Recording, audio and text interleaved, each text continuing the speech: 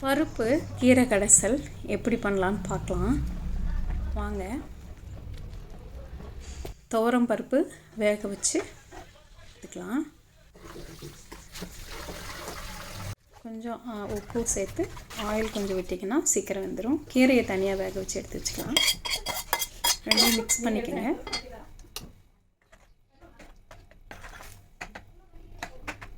இப்போது சின்ன வெங்காயம், பூண்டு, பச்சை மிளகாய் மூணையும் போட்டு அகைன் வேக வைக்க வாணலியில் கடுகு போட்டு பெரிய வெங்காயம் சேர்த்துக்கலாம். கருவேப்பிலை, வரமிளகாய் ஆட் பண்ணிக்கோங்க. இது எல்லாம் வதங்கட்டும், எண்ணெயில் நல்லா வதங்கட்டும். மஞ்சத்தூள் ஒரு ஸ்பூனு, மல்லித்தூள் அண்ட் மிளகாத்தூள் மூணையும் போட்டு நல்லா வதக்கிக்கோங்க. எண்ணெயில் பொரியட்டும். இப்போ வெந்துக்கிட்டு இருக்க கீரையோடு ஆட் பண்ணிக்கோங்க.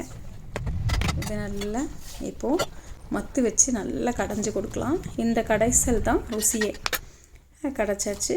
இப்போது குழம்பு ரெடி. ட்ரை பண்ணி பாருங்கள். தேங்க்யூ.